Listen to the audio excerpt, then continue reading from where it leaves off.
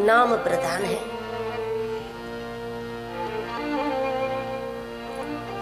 जिसके बिना कोई साधन परिपूर्ण नहीं। नाम के बिना कोई साधन परिपूर्ण नहीं होता और नाम, केवल नाम अपने आप में परिपूर्ण साधन हो जाता है, क्योंकि वो साधन भी है, साध्य भी है।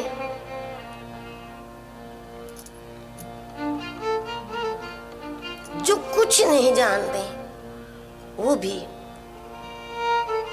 नाम जपते हैं, और जिसने सब कुछ समझ लिया उसने भी सब कुछ छोड़कर नाम को पकड़ लिया। कुछ नहीं जानते धर्म के विषय में, साधना के विषय में, अध्यात्म पथ के बारे में जो पूरी तरह अज्ञात है, वो क्या करते हैं? वो कहेंगे हम तो राम राम करें और कुछ आता नहीं और कुछ हम जानते नहीं।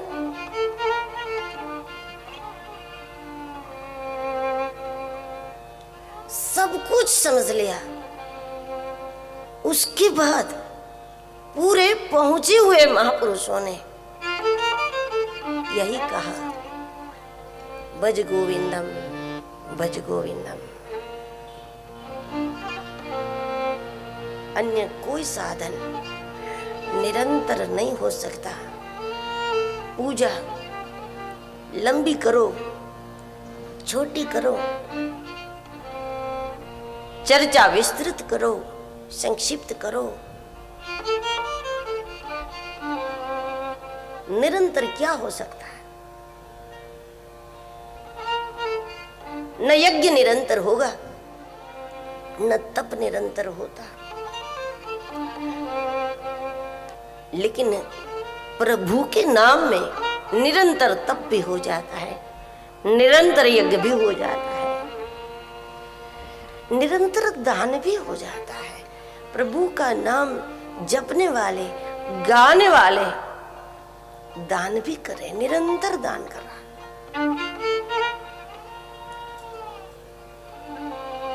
ये पंच महाभूत चाहता है नाम जपो। जिस शरीर में हम रहते हैं वो शरीर भी ये चाहता है, ये शरीर की सार्थकता है। जिस स्थान में बैठकर प्रभु का नाम जपोगे उस स्थान के आसपास की वनस्पतियां भी आपके ऊपर प्रसन्न हो जाएंगे।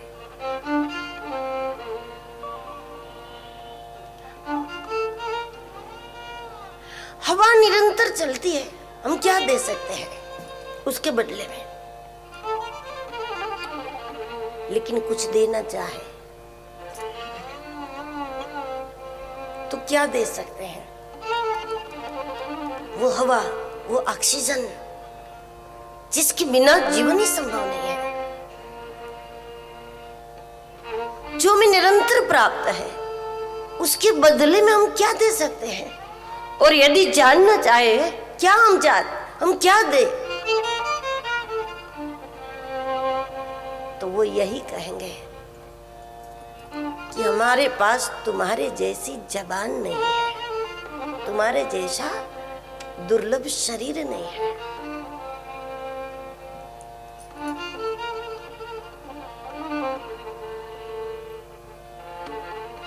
सूर दुर्लभ सब ग्रंथ निगा,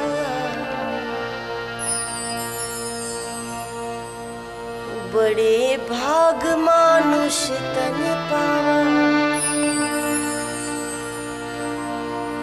बड़े भाग मानुष तन पावा, सुर दुर्लभ सब ग्रंथ। सुर दुर्लभ, देवता के लिए दुर्लभ है, वो हमें प्राप्त है शरीर। और तुम्हारे पास जबान है, तो हवा ये कहेगी कि अगर तुम इसके बदले में कुछ देना चाहते हो तो हरि नाम जपो, नाम जपो, नाम संकीर्तन करो और हवामान को दिव्य बनाओ।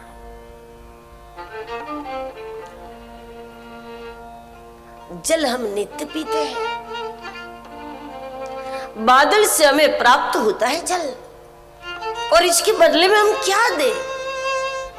जल से पूछो तो जल यही चाहेगा कि इसी जल से तुम्हारा निर्माण हुआ है, जल ने ही तुम्हें बनाया है, जल ही तुम्हें जीवित रख रहा है। शरीर का निर्माण भी, पालन भी जल के द्वारा हो रहा है। उसके बदले में उस जल देवता को हम क्या दे सकते हैं? तो जल यही कहेगा कि हरि नाम जप, क्योंकि तुम्हारे पास जबान है, एक विशेष वस्तु। सीधे सीधे खाना पीना शुरू न करे, यह असुर का खाना है। सिर्फ हाथ में जल भी लेते तो मन ही मन 2-4 बार इष्ट का नाम स्मरण करके फिर जल पियो, उसकी शक्ति में बढ़ोतरी हो जाएगी। भोजन पाने के पहले 2-4 बार मन ही मन प्रभु का स्मरण कर फिर उसे पाओ। सीधे सीधे खाना ये असुर का खाना है, असुर का पीना है।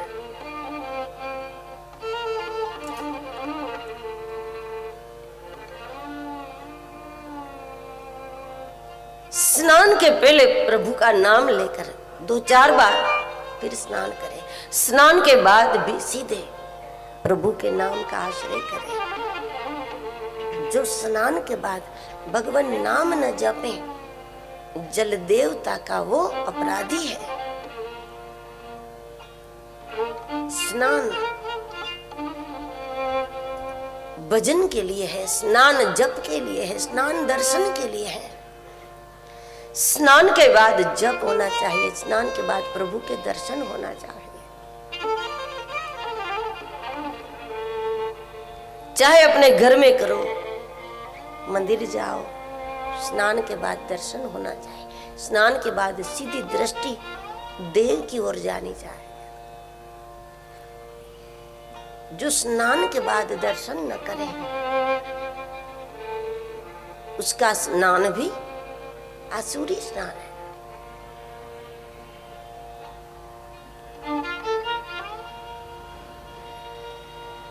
जल चाहता है प्रभु का नाम लो।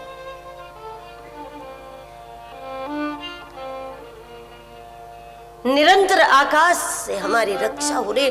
आकाश पृथ्वी का सुरक्षा कवच है।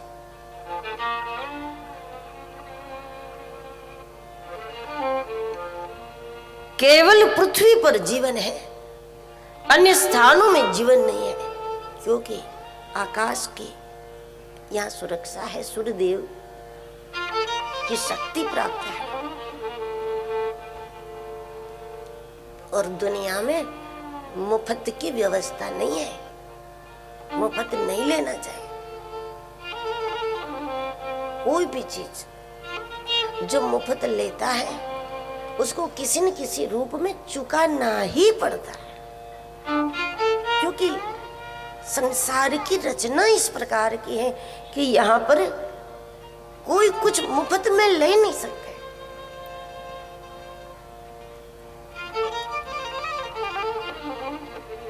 कभी कभी लगता है हम लोगों को कि हमने ले लिया, मुफ्त ले लिया, लेकिन बाद में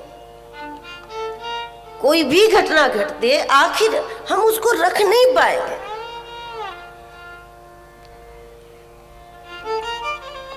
देखो, जो चोरी से, मुफ्त से, धोखे से बहुत कुछ कमा लेते हैं और फिर हादसे इतने बड़े बड़े होते हैं, बीमारियां घर में इतने बड़े बड़े होते हैं, और फिर वो सब मिल गया इस बात का उसको भ्रम है, लेकिन वो सब चला जाता है और जो चोरी नहीं करते, धोखा नहीं देते, वो कुछ नहीं। और उसके घर में जो कुछ परिस्थिति परमात्मा ने दी है, लेकिन हादसे से बचते हैं, बीमारियों से बच जाते हैं, ये क्या लाभ नहीं है? घर में कोई किसी का शत्रु नहीं हो जाता, ये क्या लाभ नहीं है? कोई किसी से नफरत नहीं करता, ये क्या फायदा नहीं है?